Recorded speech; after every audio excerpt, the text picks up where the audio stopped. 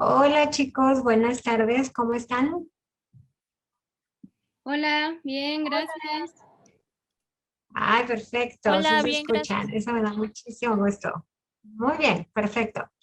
Ok, pues bienvenidos una vez más a este taller de cine y me da muchísimo gusto presentar nuevamente al titular de este taller, al profesor Benjamín Ramírez Zamudio, que para nosotros, para la escuela, es un honor tener.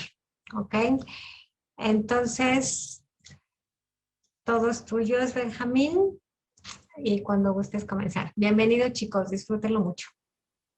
Muy bien. Quizá lo único, Félix, nada me daría más gusto que me ayudaras. Trata de desbloquear tu micrófono, ya ves lo que pasó la vez pasada. Entonces vamos a ver si puedes hablar y asumo que ya con eso ya podemos empezar.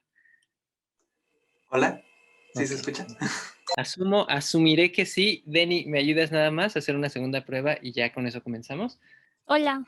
Ah, por fin ya la primera. Muy bien, pues vamos a comenzar esta segunda parte. Digo, para los que no estuvieron, porque veo algunos nombres distintos, pues ya planteamos mínimo una parte del lado teórico, todavía seguiremos un poco con eso, pero ya que esto es cine, no me puedo quedar nada más con una especie de filosofía estética o en una teoría de la recepción, que es la base de este taller, sino que vamos a pasar ya a hablar tal cual de cine. Reitero, por el corte de las personas que entraron en la primera sesión, he decidido que sea algo un poco más de inicio, no digo de cero absoluto, pero sin duda vamos a ir construyendo nuevamente. Entonces, asumo en ese sentido que todos vieron la película que está patrocinada para el día de hoy, que es El viaje de Chihiro. Y Diego, comienzo contigo. Eh, antes de otra cosa, quiero que me digas las posibilidades que ves en el cine de animación. Es decir, vamos a empezar, de hecho, y dedicaremos, espero yo, 3 sesiones al cine de animación, 2 sesiones específicamente al japonés. ¿Y qué posibilidades tiene? ¿Por qué hacer una película animada? Hola, yo creo que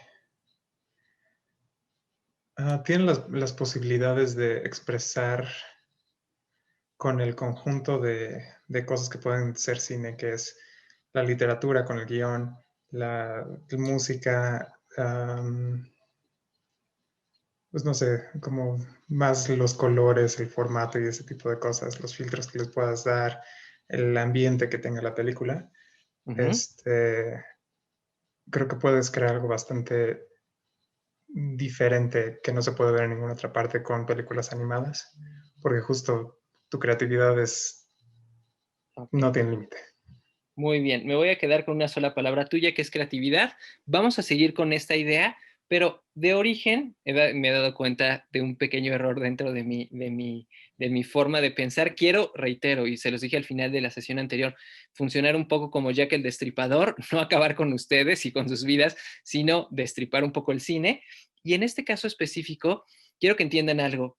Vamos a empezar con una taxonomía sencilla que, ojo, tratar de clasificar el cine es bien difícil, y aquellos que sean un poco más conocedores al respecto lo saben.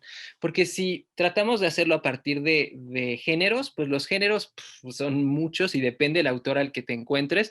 Habrá subcategorías, y si es cine de terror, si es cine de suspenso, si es cine de horror o qué demonios, y ahí hay como cosas que no se pueden entender. Podrías subcatalogarlo también por temas principales, pero aquí también es un problema, porque una película de amor podría ser una película animada, o una película que sea como una comedia, o una película un poco más seria, dramática. Entonces es bastante peligroso.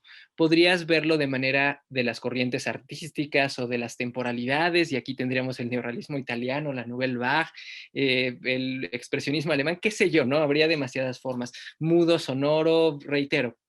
Lo que yo voy a hacer aquí es partir, y creo que de esta manera es en la que llevaré estas sesiones que nos faltan, a partir de una taxonomía que va de la verosimilitud. ¿Están de acuerdo que una película animada pareciera? Ahorita estoy creando axiomas que no necesariamente son los correctos de inicio, pero están de acuerdo que pareciera no ser tan verosímil. En el momento en el cual tenemos una animación, parece que nos saca de nuestra realidad y es evidente que no vas a encontrar a un ratón con unos pantalones rojos y con unas grandes orejas negras caminando por tu realidad. Entonces, eso ya marca una diferencia de forma y hará que el cine de animación esté en un lado y que el cine de live action, como ustedes quieran llamarle, estará en el otro. Y aún así, y todavía voy a subcategorizar en términos de verosimilitud la otra parte, que es el cine de live action, porque estaremos, por un lado, con un cine documental, que en teoría ese sí sería una intención de mostrar las cosas tal cual son, y del otro lado, en este cine de live action, estaría pues quizá esta parte de ciencia ficción y fantasía que nos lleva a mundos distintos. Asumo, reitero, estoy diseccionando parte de la forma en la que veo las cosas, no digo que es la única, pero sin duda vamos a empezar a partir de ahí, de la verosimilitud, y qué tanto el cine de animación, el cine live action y hasta dónde puede llegar esta idea de tratar de representar la realidad tal cual es o tratar de utilizar, como bien lo había dicho Diego, una parte creativa. Sigo, ojo, si nos vamos a concentrar entonces en estas primeras sesiones en el cine de animación, vuelvo a hacer las preguntas. Inclusive aquí tengo algunas hechas, las voy a leer y voluntariamente, digo, no sé si aquí estoy perdido un poco con Zoom, pero no sé si aquí pueden alzar la mano digitalmente. Si veo sus rostros, nada me daría más gusto que ver sus rostros, pues muevan la mano y así los selecciono y no habría problemas. Cine de animación, ¿para qué sirve? ¿Para qué hacerlo? ¿Qué hacer con él? Es decir, ¿qué posibilidades hay? ¿Por qué hacer una película de animación y no una película con personajes, actores reales, por decirlo así?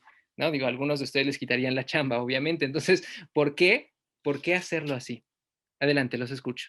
Necesito 3, 4 participaciones, no necesito más, pero sí me gustaría escucharlos. ¿No? Si no, utilizaré. Sof, adelante. Hola, ¿me escuchan? Fuerte y claro. Ay, ¿me podrían repetir las preguntas antes de Bueno, empezar a hablar, por reitero, favor? es como muy general, puedes seleccionar una o una abstracción de las mismas. ¿Para qué sirve el cine de animación? ¿Para qué hacerlo de esa manera? ¿Qué hacer con él? Es decir, ¿cuáles son estas grandes cualidades que tiene el cine de animación? Pues, yo creo que el cine de animación es una manera preciosa de expresar lo que algún autor tenga que decir. O Ujú, sea, a diferencia del cine de live action, para mí el cine de animación es un poco más creíble, porque en live action está el CGI, los efectos visuales, efectos especiales, etcétera, que en el cine de animación no los tenemos que crear, sino ya están ahí en la imagen. Y para mí eso es hermoso porque el cine de caricatura, bueno, animación, anime o lo que sea, solamente nos da eso, o sea, nos da la oportunidad de soñar y creernos nuestros propios sueños. No necesariamente tenemos que ver a una persona de carne y hueso, volar para creer que es real. Em, y siento que el cine de animación, más allá de ser dibujitos, son otra manera de que el espectador se vea, envuelto en la historia, que empatice con un personaje que no necesariamente tenga que vivir en nuestro mundo. Puede crear diferentes dimensiones que yo siento, no sé, para mí es más fácil creerme que existen 40 mundos con vida allá afuera, que cuando lo veo en caricatura, que cuando lo veo con una persona de carne y hueso. Como, por ejemplo, em, no sé, esta serie de las Wings, que ahora está en Netflix, yo la vi de niña en caricatura, tuvo películas en caricatura y viví ilusionada con ella, y ahora que lo veo en live action, siento que ha perdido ese toque de como de ilusión, emoción y a lo mejor inocencia en cierta parte, porque cuando vemos cosas en live action las tratamos de hacer súper oscuras y dramáticas y el romance, triángulos amorosos, y el cine de animación puede tener eso, porque no todo el cine de animación es de caricatura o para niños, pero le dan un tratamiento diferente, o sea, más allá de las historias, creo que es el cómo lo cuentan y qué es lo que cuentan. Eso excelente. es Y de hecho, muy bien, Sof, y te agradezco mucho. Creo que eres la primera persona que me contesta de esa manera, sobre todo pensando en la credibilidad, porque digo, depende yo creo que mucho y depende mucho de las tendencias. Tú te fuiste a un cine actual que usa mucho CGI y todo, quizás si nos vamos al cine de los 30, 40, otros argumentos tendrían que ser esgrimidos, pero me encanta tu argumento y puedo estar muy de acuerdo. Y mencionaste dos palabras que creo que son básicas para, no digo que todo el cine, pero una gran parte de la labor cinematográfica, credibilidad y empatía. Más allá de eso, me quedo de algún modo también con el término soñar que utilizaste en tu explicación. Voy con Fer, adelante. Y si se puede, una persona más después de Fer. Hola, ¿me escuchan bien? Fuerte y claro. Súper. Bueno, pues yo estoy igual de acuerdo con Sophie. O sea, yo creo que el cine de animación, más allá de lo que cuenta, tiene que ver con la forma, ¿no? O sea, la forma en que se está contando. Por ejemplo, una de mis películas, bueno, mi película favorita de toda la vida es Perfect Blue de Satoshi Kon, y Satoshi Kon tiene otra película que se llama Paprika, ¿no? No sé si la han visto, bueno, si no la han visto, véanla. Y entonces hicieron un remake que se llama Inception, ¿no? Entonces podemos ver las dos películas juntas y es la misma historia, pero son totalmente distintas y es la misma trama, simplemente la forma en que está contada es distinta. Entonces la forma en la que llega al receptor es distinta y te termina cada una te causa una emoción diferente cuando termina, ¿no? O sea, por ejemplo, Inception es como de, ok. y bueno, para mí, ¿no? Y Paprika sí me voló la cabeza totalmente. Entonces, no digo que una sea mejor que otra, simplemente es la forma en la que lo quieres contar, más allá de que el cine tenga que ser real, pues sí debe ser, y ni siquiera creíble, o sea, debe ser verosímil, ¿no? Es como, igual como dice Sofi, si ves a alguien volando, pues no necesariamente tienes que decir, eso no pasa, la misma historia te va llevando a que tú puedas creer eso y eso se plantea desde el inicio. Entonces, pues sí, yo creo que tiene que ver completamente con la forma, porque dentro del género de animación hay 1000 subgéneros, entonces la forma es lo importante y la emoción que produce al final. Muy bien, magnífico, magnífico. ¿Alguien más o creen que ya se ha dicho sobre todo lo que se debe decir y seguimos adelante con esto? Asumo que ya. Ok, no veo a nadie más, no quiero saltarme absolutamente a nadie. Bien, entonces, si lo vemos de esta manera, definitivamente, y me encanta que me ayuden a esto, la forma es esencial.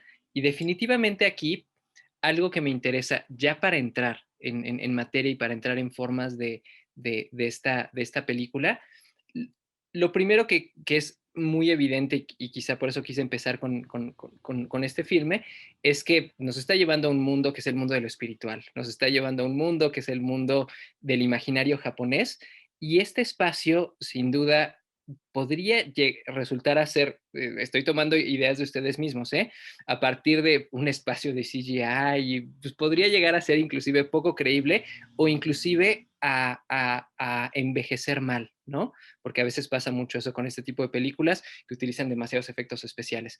Entonces, nos metemos ya directo y en fondo al mundo de Miyazaki, pero para ir, reitero, ahorita con bases esenciales y con una idea muy sencilla, esto para los conocedores y amantes del cine será algo muy, muy básico, pero quiero empezar con una primera parte que es la forma de la historia, con esta gran forma que es la de la estructura en 3 actos, y solamente quiero que recuerden algo, aquí Andrea, pecado mortal si no recuerdas nada de esto, que sería la idea de que toda película tiene un planteamiento, un conflicto, digo, una película tradicional, por supuesto, te vas a alguien que se encuentra en la vanguardia y no encuentras nada de eso, pero un personaje principal con un planteamiento, un conflicto que parece completamente terrible para él y una resolución.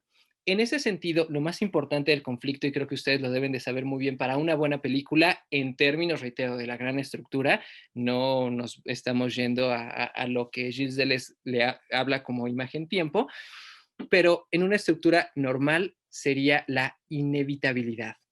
Es decir, que este conflicto tiene que ser inevitable, no puede ser una decisión. Cualquier conflicto que lo que plantee simplemente es la decisión de un protagonista de si hace o no las cosas, pero no existe algo más allá que lo lleve a un conflicto terrible, es una película que no funciona, es una película débil y que podría resolverse en menos de 30 segundos. Y y no olviden algo, el personaje principal tiene que estar también al mismo tiempo a la altura de su conflicto. Es decir, en términos generales, si nos ponen una película de Superman y Superman tiene que salvar a un gatito, la película fracasa porque evidentemente el conflicto está muy por debajo de su poder. Al revés, si por ejemplo pongo a Luis Gallegos peleando contra Thanos, pues evidentemente ahí la destrucción sería absoluta, y el personaje no podría con el conflicto. Entonces depende mucho de la historia que estemos planteando, mucho como ustedes dicen, es el tipo de conflicto que podemos tener, pero no olviden algo, el conflicto tiene que ser rico, tiene que ser inevitable y tiene que ser más o menos de la misma altura. Aquí creo que es muy sencillo y no sé si Hannah nos quieres ayudar con el conflicto de esta película.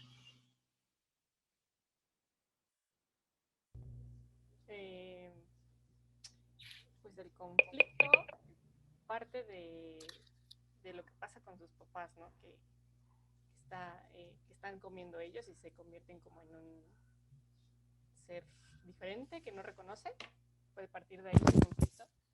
El conflicto suele ser muy sencillo, entonces para ti el conflicto principal, porque, ojo, en un largometraje siempre hay un conflicto principal y una serie de subtramas y conflictos menores. ¿Crees, Hannah, que el conflicto principal es ese, los padres convirtiéndose en cerdos? Creo que es de donde parte el conflicto. No creo que Ok. sea el principal, sino más bien que de ahí parte. Ok, es interesante lo que dices. ¿Alguien tiene alguna otra idea diferente a Hannah? Luis, por favor. Gracias. ¿Se escucha bien? Perfecto. Yo creo que el conflicto te lo presentan desde el principio. Perdón, pasó la basura. Yo creo que el conflicto te lo presentan directamente desde el principio. Desde que Chihiro está viendo hacia el pasado, está viendo hacia atrás. No, es esta transición de la madurez niño a la madurez. Creo que es la inevitabilidad que tú estás comentando, esta problemática, y es por eso que el personaje que se llama Haku, si mal no recuerdo, Haku, no me acuerdo cómo se llama el chavo, Haku. es de que justamente lo último que le dice, no ves, cuando pases el puente, ahí quedas, o sea, solo hasta ahí puedes voltear. Pero a Entonces ver, creo que esa es la problemática Luis, desde un principio. lo único, concéntrate, me encantó lo que dijiste. ¿Cuál es el conflicto? Simplifícalo, ¿cuál es el conflicto? La etapa de madurez. Ojo, imagínate una película cuyo conflicto sea eso, como esa etapa nada más. Es algo, estoy de acuerdo contigo, inevitable, pero es un problema que simplemente sucede. Se me va a olvidar el nombre, maldita sea, pero igual y alguno de ustedes lo recuerda. Hay una película, se me va a olvidar, no puedo creer que se me vaya a olvidar. Hay una película que a mí personalmente no me gusta, estuvo nominada al Oscar hace unos cuantos años. Creo que la tradujeron como Momentos de Vida o algo así, y que en teoría es una película en donde vas... Boyhood. ¿Cómo? Boyhood. Ah, Boyhood, exacto, en donde vas viendo simplemente a los personajes crecer y simplemente con mini conflictos. Esa película es el gran ejemplo de una película que no tiene esa estructura de un gran conflicto a resolver. Simplemente la vida va pasando. En ese sentido, Luis, de origen es un tema, vamos a dividir eso, es un tema de la película, pero conflicto como tal no lo es. Sof había alzado la mano, simplifica, así como le pedía a Luis, así como lo hizo Hannah. ¿Cuál sería el conflicto simplificado en una frase? Para mí el conflicto es la búsqueda del ser, o sea, bueno, no sé si me puedo explicar. Ojo, ten cuidado por algo muy sencillo, reitero. Una búsqueda del ser podría ser, pero se necesita un detonante porque, ojo, la búsqueda del ser puede hallarse en cualquier momento. Y piensa en algo, eso pasa en es decir, en cualquier película, a nosotros, y lo decía muy bien Luis en ese sentido, las películas suelen comenzar en el momento en el que aparece el conflicto. Es decir, tú puedes encontrar un poco con tu idea, Sof, tú puedes tratar de buscar tu ser en cualquier momento, pero tiene que haber algo que te moleste y algo que te detone. En el caso de lo que dijo Luis, tiene que haber algo que te moleste y algo que te detone para crecer y madurar, algo que te moleste y te detone para buscar justamente. Pero estoy de acuerdo contigo, es uno de los temas, Sof. Pero ¿cuál es el conflicto? ¿Cuál es esa cosa inevitable que tiene y hace que aparezca y emerja justamente esa introspección y esa problemática? Hannah no está tan lejos, vayan mucho a lo que dijo Hannah. ¿Cuál es el conflicto? ¿Cuál es el detonante? Quizá le faltaron dar 2 pasos más a Hannah y ya, ¿no? Es muy sencillo, todos vieron la película. Diego y luego Félix. Y luego...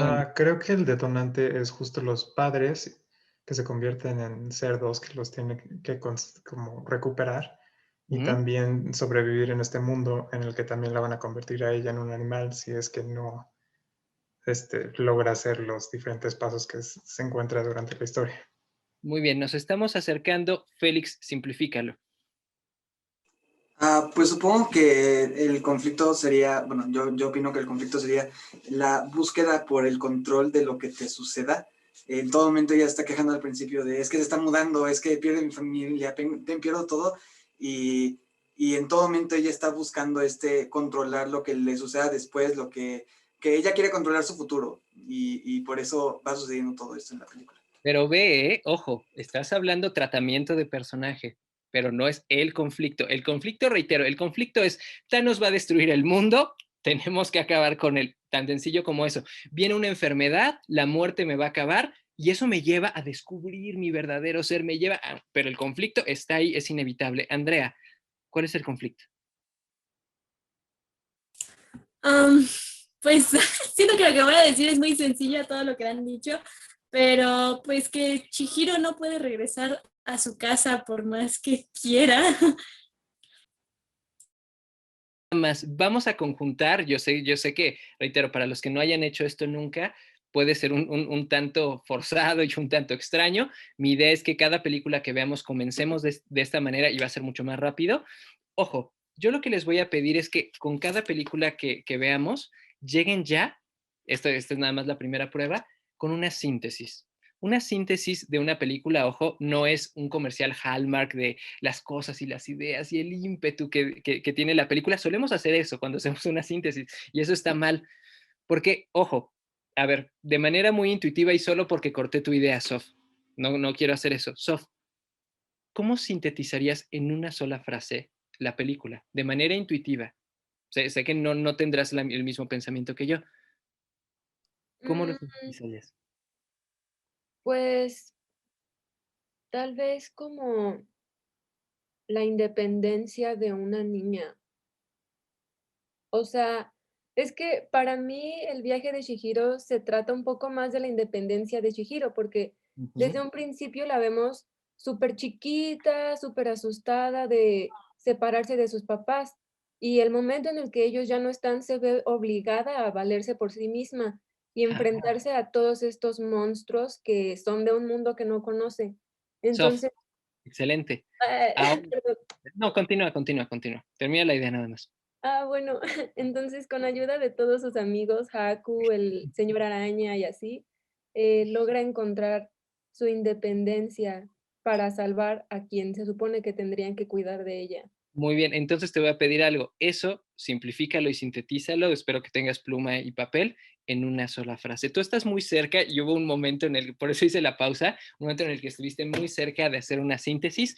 Ojo, tu primera frase es perfecta para publicidad, pero fracasa en términos de síntesis. Después ya empezaste a hacerlo.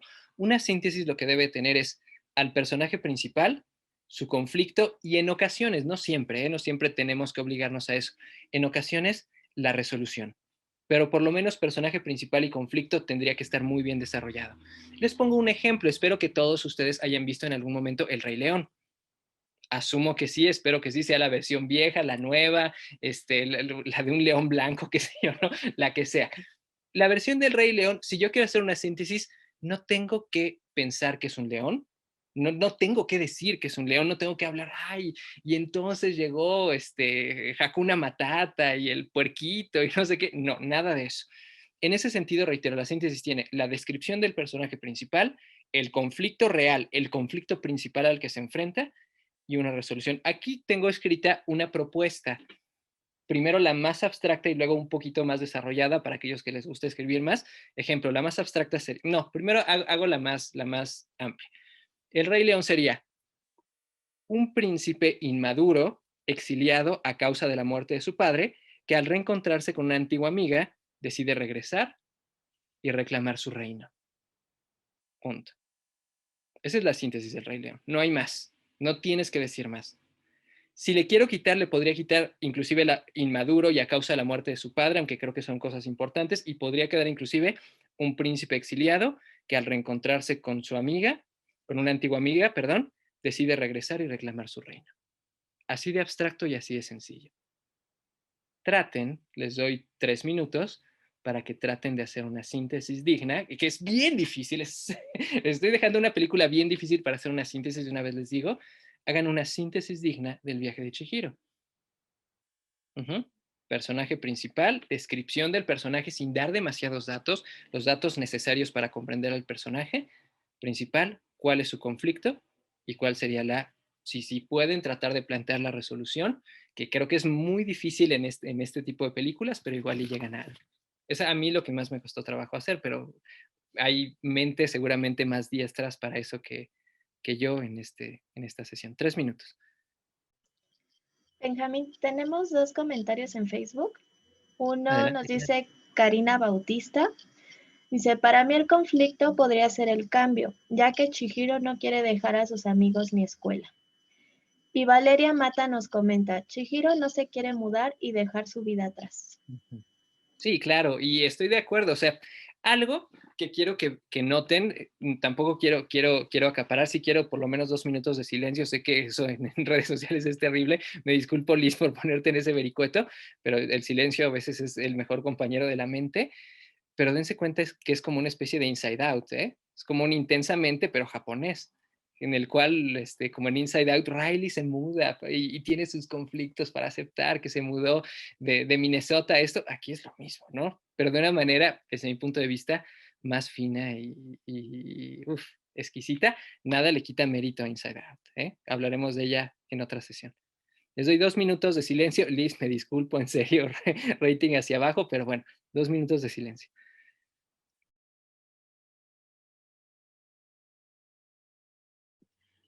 Yo tengo una, no sé si la pueda decir ahorita. En 2 minutitos nada más, para que todos puedan estar consigo mismo. Pero Fer, serás la primera. Gracias. Asumo que es un buen momento. Si alguien necesita 1 minuto más o 2 para pensar, silencien su máquina y sigan trabajando. Y Fer, adelante, voy contigo. Y si hay alguien que ya la tiene lista y quiere participar, tomaré 2 o 3 a lo mucho. ¿Ok? Entonces, adelante, Fer. Fer, no te escuchamos. Perdón. No te preocupes.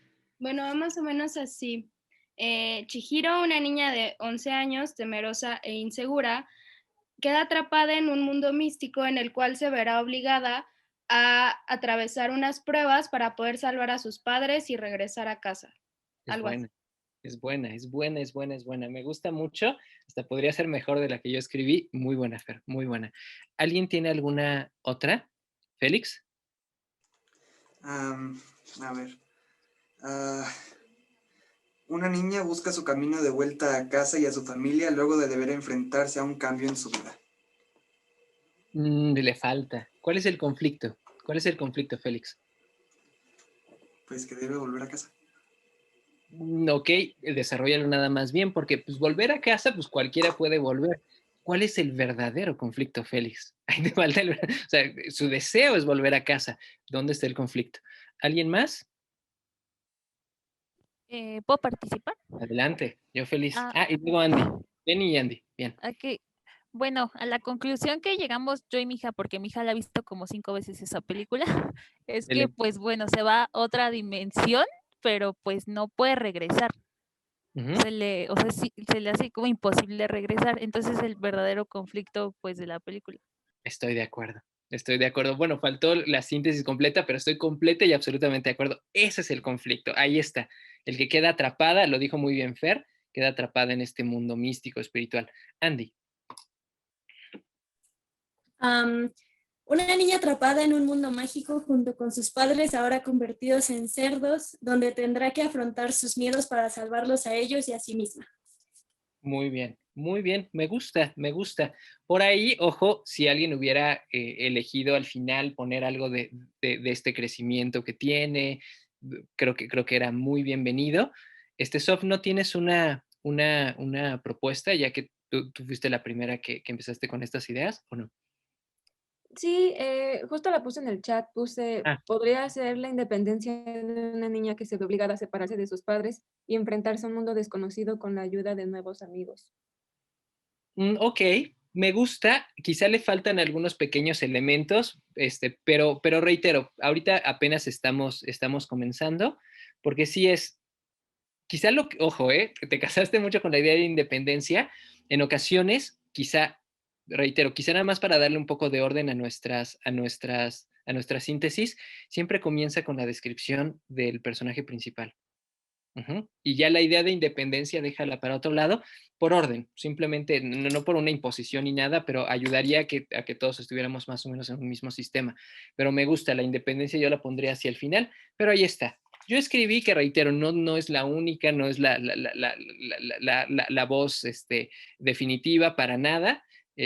La hice, de hecho, hoy en la mañana, simplemente para tener algo, y puse una niña que al quedar atrapada en el mundo espiritual deberá encontrar la manera de liberarse y liberarlos, obviamente, a sus...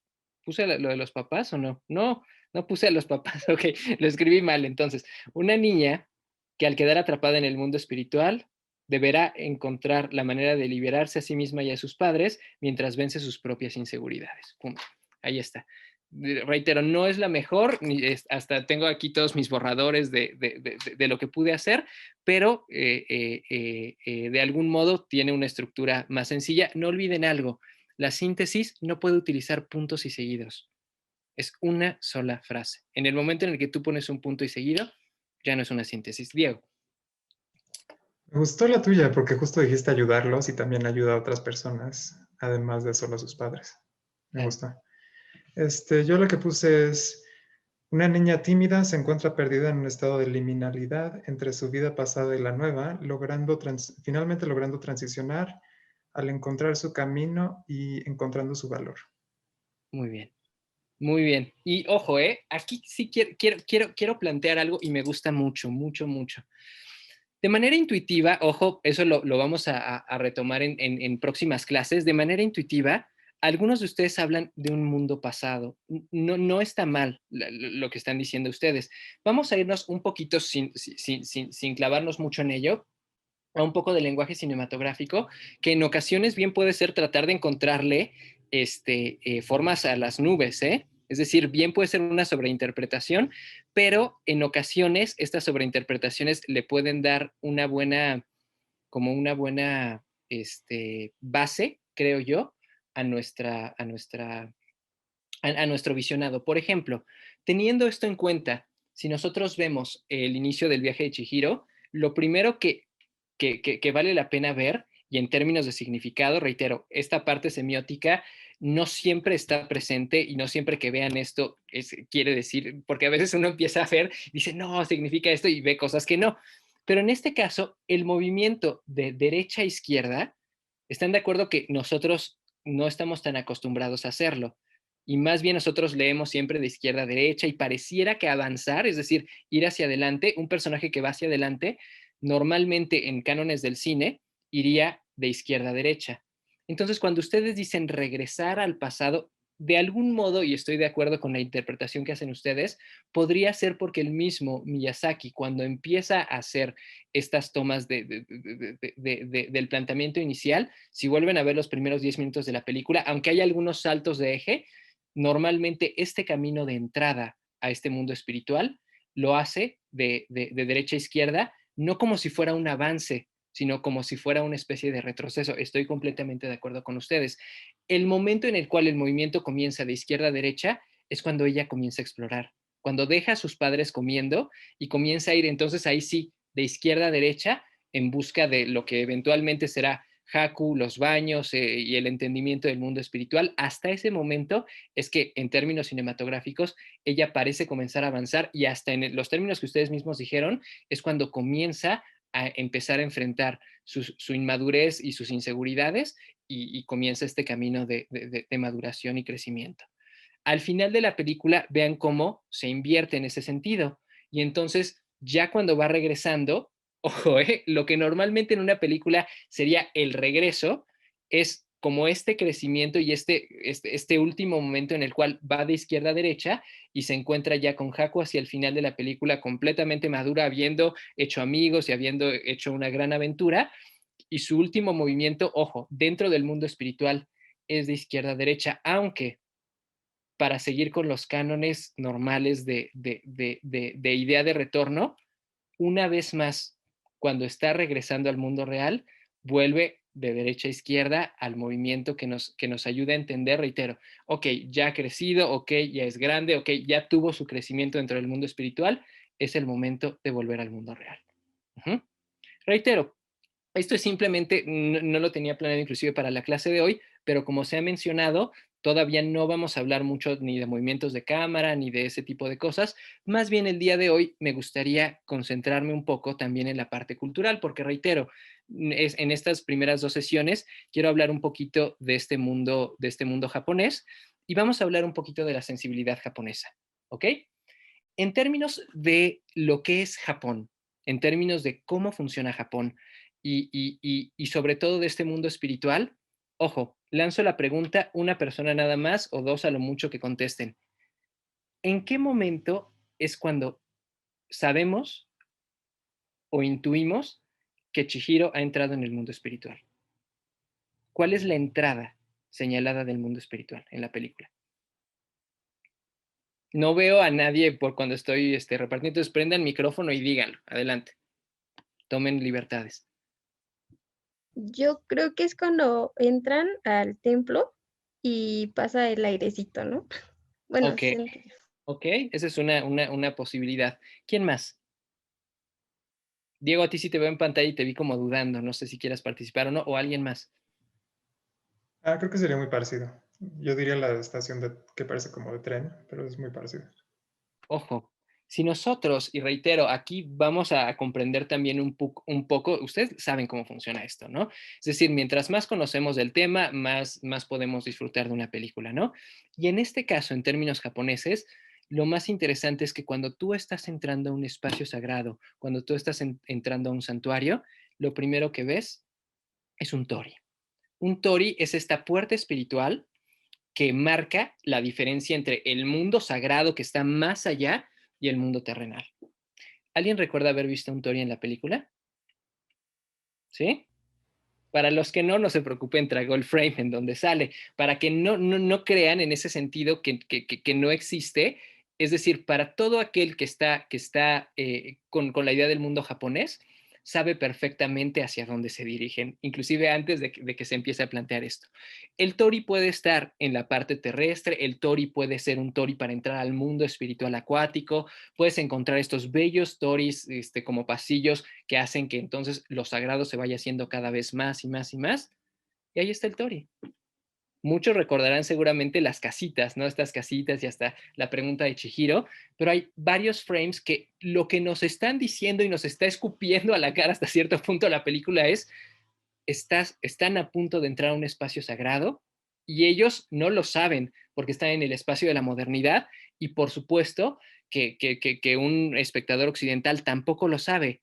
Aquí les pongo el ejemplo clarísimo, y una idea que se ha retomado desde que Japón ha entrado en la modernidad. Aquí estoy hablando del final de la época Tokugawa y el inicio de la era Meiji en el siglo XIX, final del siglo XIX, que es el problema de Japón de la lucha entre querer ser un miembro moderno y utilizar toda la tecnología y ser un gigante de la industria y la parte tradicional.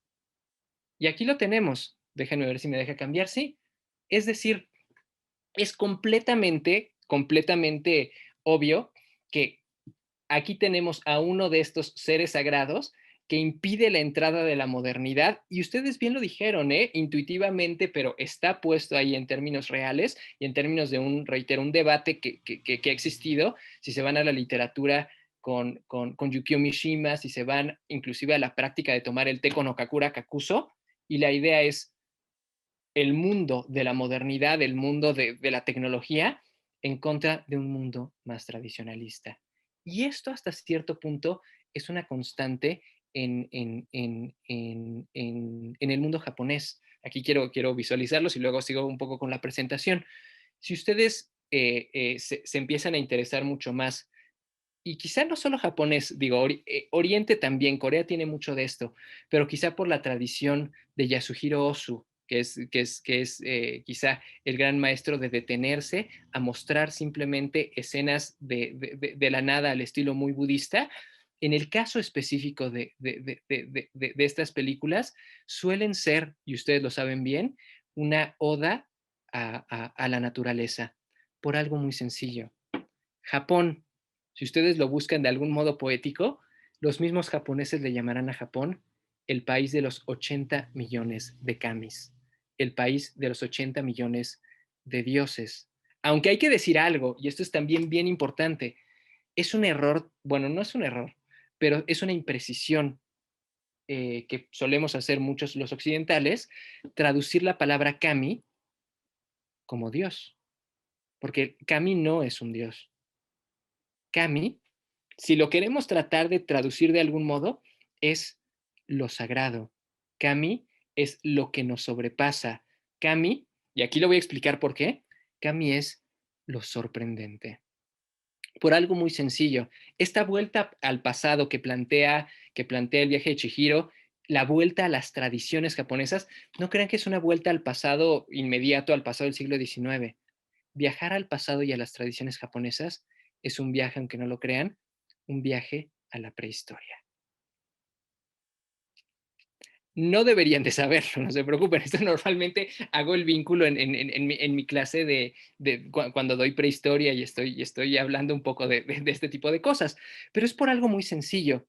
Japón es uno de los pocos lugares del planeta, quizá hay algunas otras tradiciones dentro del Amazonas, en alguna parte de África que siguen teniendo esto, pero digamos que eso sí es único en un país moderno que tiene una religiosidad completamente primitiva. La religiosidad es el Shinto. Y el Shinto parte de 3 grandes conceptos que son conceptos de la prehistoria. Seguramente lo han escuchado antes. Uno, que es el concepto del totemismo, totemizar, es decir, divinizar las fuerzas de la naturaleza, es decir, la lluvia, el fuego, eso digo, hasta mis alumnos de secundaria lo saben, ¿no?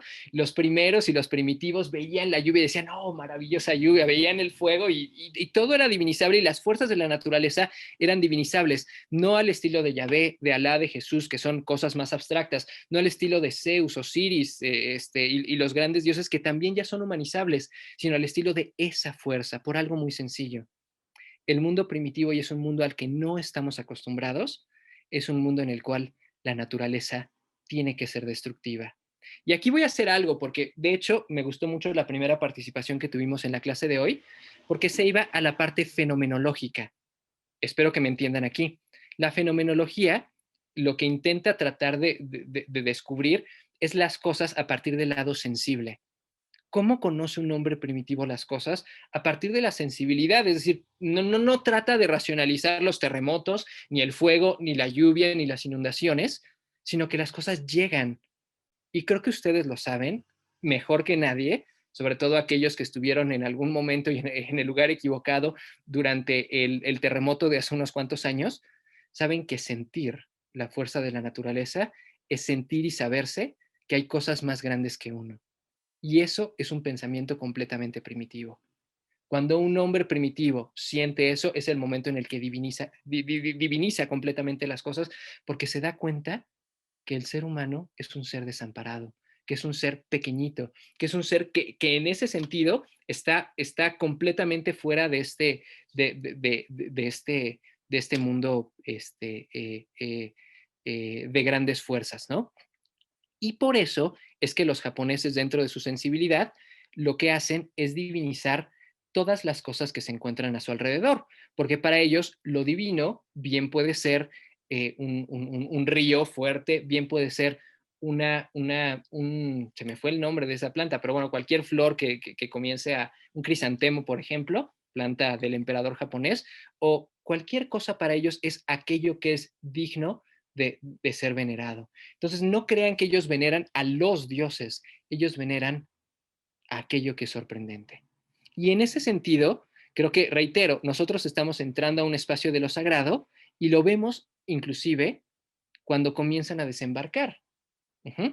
Creo que cuando comienza este río a fluir, ¿están de acuerdo? Y comienzan estos seres a desembarcar, nosotros podemos decir, bueno, pues, primero vemos una serie de papelitos, ¿no? Y estos papelitos no nos dicen nada. Y de pronto se convierten en esto. Pero, a ver, dime, Benji, ¿estos son kamis? ¿Estas son seres sagrados? Sí. Y lo son, y para un japonés sería lo más sencillo de identificar por algo muy sencillo. Si regresamos a nuestro santuario, vamos a regresar a nuestro santuario, quieren venerar ustedes a los dioses japoneses. Después de entrar al santuario, tienes que purificarte con agua. El agua será una constante que todavía no revisaremos el día de hoy, lo dejaremos hasta la próxima sesión, pero el agua definitivamente es un agua purificadora, un agua que en términos de culturas de la antigüedad siempre será un elemento mágico. Y después de eso, irías a un santuario para venerar a los dioses. Normalmente aplaudes, tocas una campanita, los dioses se hacen presentes y dices tus plegarias. Pero así como hay un lugar para hacer oración, que es el Haiden, existe también un lugar en donde reside la divinidad. Y ojo, esto no es como en otras religiones, en donde tienes la imagen de San Juditas y sabes que ahí no está San Juditas, ¿no? Y si se te cae y se rompe la cabeza, me dices, ching, ya le quité la cabeza a San Judas y ya se murió. Lo raro de estos santuarios que se llaman Honden, ellos creen fervientemente que al interior está el cuerpo del Dios y reside la divinidad. Lo más extraño de esto es que esta divinidad en realidad se encuentra en un objeto cualquiera. Es decir, esta divinidad se encuentra, y ustedes lo verán y pueden hacer sus investigaciones, en un espejo, en un pedazo de papel, en una espada completamente oxidada. A eso también existe en el mundo prehistórico y es algo que se llama fetichismo. El fetichismo es darle valor a un objeto que no lo tiene originalmente. Si es la pata de conejo, es la rosa que me regalaron y me trae la suerte, qué sé yo, ¿no? El jersey que siempre me pongo para que gane mi equipo cuando está jugando, ¿no? Ese fetichismo no tiene un valor real. Y reitero, en términos de la imagen, cualquiera que ve el viaje de Chihiro y comienza a ver estos papeles flotando, lo único que nos está diciendo es que en el mundo en el que vivimos, lo que vemos son los papeles, pero en el mundo espiritual lo que existe es esa fuerza sagrada que se hace visible. No olviden algo y recuerden en ese sentido, vuelvo a poner pantalla una vez más solo para tener este motor de pensamiento. Lo tengo por aquí, me parece, déjenme ver nada más si lo tengo o no. Aquí está. No olviden que cuando se está haciendo de noche, ojo, y esta es quizás de las cosas más fascinantes de esta película y del mundo japonés. A diferencia de otros que ponen, sí, no sé, la bisabuela ya partió y se fue al otro mundo y quién sabe dónde está, lo que plantea un mundo primitivo y en este sentido un mundo japonés es que existe un mundo espiritual pero inmediato. El mundo espiritual no está en otro lugar, existe al mismo tiempo de nosotros. Para aquellos que son cinéfilos y solo porque no lo vamos a ver el día de hoy, ¿saben ustedes, y si vieron la tumba de las luciérnagas, cómo empieza la tumba de las luciérnagas? Con unos chicos y con un mundo espiritual que está al mismo tiempo del mundo terrenal. Es decir, siempre que ustedes vean una película japonesa, no crean que el mundo espiritual está separado. Existe, pero solo no tenemos la posibilidad de verlo tal cual. Entonces, justamente vean nada más por eso quizás es de las películas más brillantes que se haya hecho, gracias a la sensibilidad japonesa. No es que viaje a algún lado, es un viaje de introspección, como ustedes mismos lo decían, es un viaje en donde está atrapada en este mundo espiritual, pero sigue estando en el mismo lugar. Es decir, lo que nos está diciendo es no te tienes que mover, lo que tienes que hacer es remover ciertas cosas, es ver con otros ojos y conocer de otra manera el mundo que está a tu alrededor para darte cuenta de las capacidades que tienes. Así de simple, así de sencillo. Digo, pasan muchas cosas más, ¿no? El sin cara y otras cosas muy, muy, muy, muy, muy interesantes. Ahora bien, para corroborar esto, uno de los mitos que más me gusta en términos del Japón es uno de los mitos de creación, que es el mito de Izanagi, Izanami y Kagotsuchi. En este mito tenemos a un dios que es el dios celeste Izanagi, su esposa que también es una diosa celeste, Izanami, y después de haber dado a luz a muchos hijos, vendrá a la vida un dios llamado Kagotsuchi, que es un dios relacionado con el fuego. Evidentemente, y creo que pueden imaginarse, ¿no? Y bueno, aquí quizá alguien que se imagine cómo puede ser un parto, imagínense cómo puede ser un parto del dios del fuego. Evidentemente es una locura, ¿no? Es decir, vas a parir al dios del fuego, ¿qué es lo que le va a pasar a esta diosa? La diosa entrará en fiebre, la diosa comenzará a agonizar, morirá y descenderá al terreno de la tierra. Si se lo imaginan, vean cómo cambia entonces en este segundo momento del mito esta historia. Tenemos a Izanagi ya como el dios de los cielos, Izanami como una diosa muerta de la tierra y Kagotsuchi como un dios del fuego que lo está devorando todo. En ese sentido, digo, no recomiendo este tipo de prácticas, pero el padre está tan enojado con su hijo por haber matado a su esposa que saca al mero estilo japonés una espada y comienza una batalla frenética. Al final, reitero, al mero estilo samurái y con una espada que va de abajo hacia arriba, termina destruyendo a su hijo. Pero vean algo y les voy a compartir. Sé que todavía tenemos 2 minutos, estoy muy consciente del tiempo, no crean que no. Pero la idea será esta. Si nosotros vemos el mito puesto justamente en este momento en el cual Kagotsuchi está siendo asesinado por la hoja terrible de su padre, tenemos que, según este mito, en el momento mismo en el que la hoja entra en contacto con la sangre del dios, comienzan a crearse distintas divinidades. Reitero, como está invertida la hoja, la empuñadura está en la parte de arriba y en la punta está la parte de abajo. Y vean los nombres de las divinidades: la montaña oscura, el agua oscura, la lluvia oscura, el trueno feroz, la divinidad del fuego, el fuego veloz terrible, la piedra poseedora del fuego, la que parte la raíz y la que parte la roca. Lo que está representando este mito y lo que nos dice que esta religiosidad japonesa es una religiosidad muy naturalista, está representando una tormenta. No sé si lo ven. Las montañas oscuras son las nubes. El agua que cae y evidentemente el trueno y el fuego son los rayos y centellas. Y lo único que nos está diciendo este mito japonés y lo único que nos está tratando de explicar es cómo cuando el fuego y la sequía llega a la tierra, la única forma de detener eso es cuando los dioses mandan esta tempestad terrible y comienza a llover para que la fertilidad y la vida regrese al mundo. ¿Y esto por qué se los digo? ¿Y por qué está subsumido aquí? Creo que lo saben, y los que vieron la película lo conocen muy bien. Sabemos que son dioses porque cuando llega este monstruo pestilente, de origen pues parece que es un monstruo nada más. ¿Qué termina siendo el monstruo pestilente? ¿Quién me Un dice? dios. Un dios, y no solo un dios, ¿qué dios? De un río. Es un río. ¿Qué termina siendo en ese sentido? Haku.